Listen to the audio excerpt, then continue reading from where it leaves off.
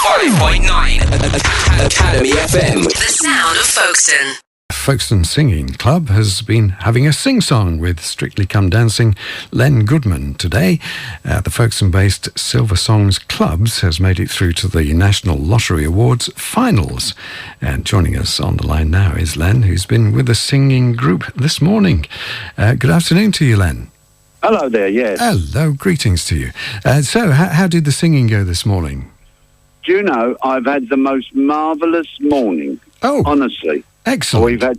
We've had some wonderful songs from Oh What a Beautiful Morning right through to Rock Around the Clock. I've been singing my heart out. I really have. And just watch the faces of those ladies and gentlemen all there together. It's just been terrific. I've loved it. Honestly, it's marvellous. Fantastic. Have they shown you up with your singing, or are you matching theirs? Do you know, I never realised I had such a wonderful voice until I really started going to town this morning.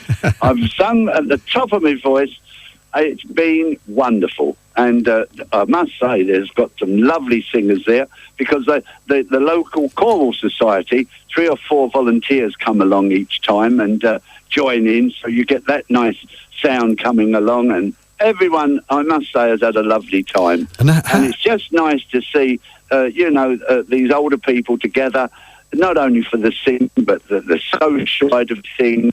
Then they have, for tea, and they've got a meal, which, I think sometimes as you get older, especially if you're on your own, people tend not to be bothered to eat or to cook. And, you get a little bit isolated, stuck indoors, and this is just a wonderful opportunity for them to come out and have a nice time. And I'm so proud of the lottery fund that there's things like this that they put money into to help local communities all over Britain. It's brilliant. Yeah, and apparently singing can help trigger long-term memory as well, can't it? Well, that's right, because you've got to. I know you've got the music, the words in front of you, but it helps your memory. And most of the songs are nostalgic, so it takes you back to your youth, and it's just so nice. And to see the smile on all those ladies and gentlemen's faces, you just know that they're having a great time. Yeah, but when you started your illustrious career as a dancing and a dance teacher and so on, you must have trawled the old not Moss Empires, I suppose, but a lot of theatres and clubs and so on. Oh, I danced and demonstrated all over Britain in all the old Mecca ballrooms, and Top Rank used to have ballrooms over all the cinemas, and every birth usually had either a snooker hall or a dance school.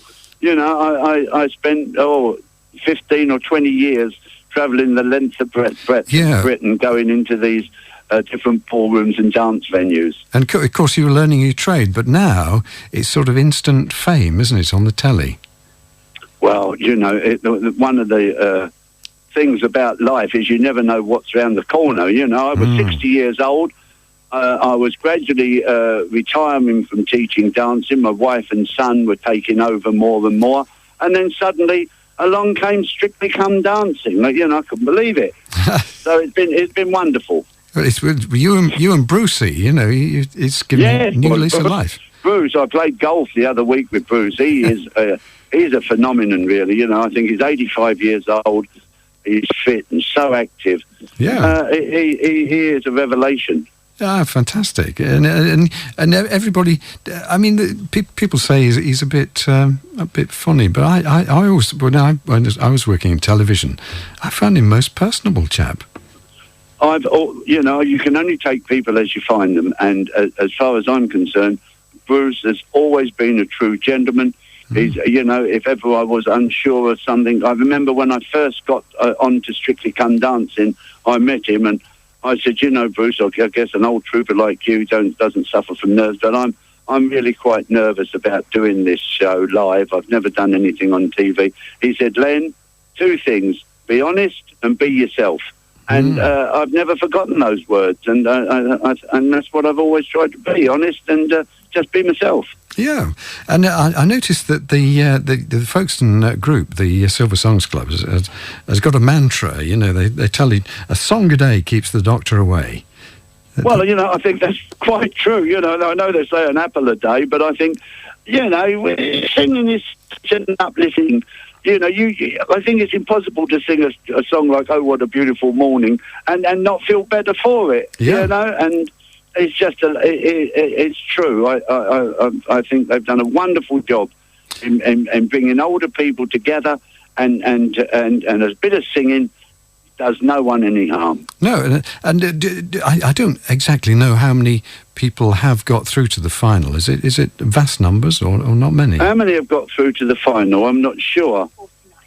49. 49. Oh, wow. There's 49 got through to the final, Wow. and we're one of them. So I've got my fingers crossed that they do very well. They deserve to. Yeah, and you're actually singing with this Folkestone group, are you, in the final? Oh, I don't know whether I'll be singing with them in the final. That I don't know. I don't know if I'm up to that standard. But don't be modest. If they wanted me to, and I got the opportunity to, I'd be there with them, singing away with gusto. Yeah, so I mean, we're all rooting, obviously, because we're in Folkestone for our group. How do you rate them?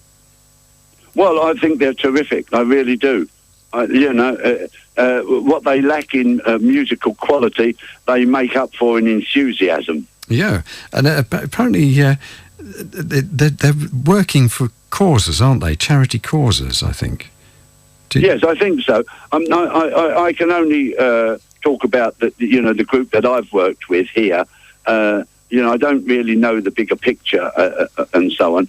But what I do know is that Stuart Brown, who was originally organised the Silver Song Club, I think he's done a wonderful job in bringing all these older people together. That's brilliant. And one of your ex-pupils was there, wasn't he, as an organiser today? Well, I've met two or three people that have been to my dance school over the years, but of course I've been sort of teaching dancing well over 40 years now in Dartford and Gravesend and other areas during my time. So yeah, there's lots of people that I meet who say, I used to come up to your dance school in 1968 or whatever. Incredible. And you're based in Kent, are you?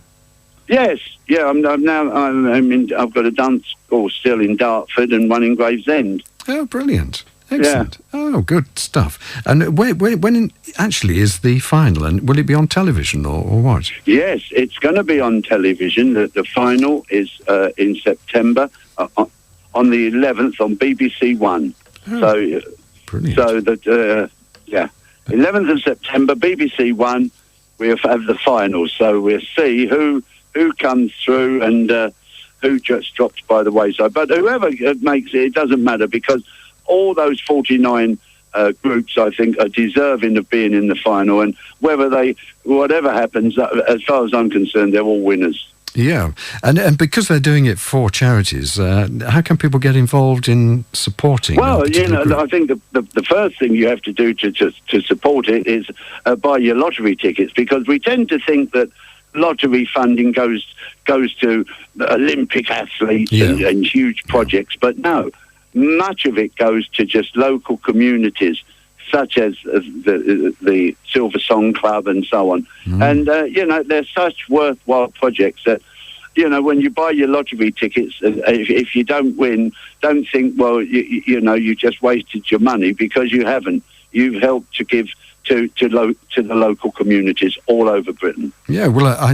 I'm pretty sure that you've boosted their morale by being there and singing along. I don't know about I've boosted their morale. They 100% boosted my morale, because it was such a joyful experience to come here and to join in with the singing. It's just been fabulous. Excellent. Well, Len Goodman, thank you very much indeed for joining us. My pleasure. And the best of luck with the finals, and the best of luck with your future career as well. Thank you. Cheers nice now. to have spoken to you. Bye-bye now. Academy FM Folkestone on 105.9 FM and online at academyfmfolkstone.com.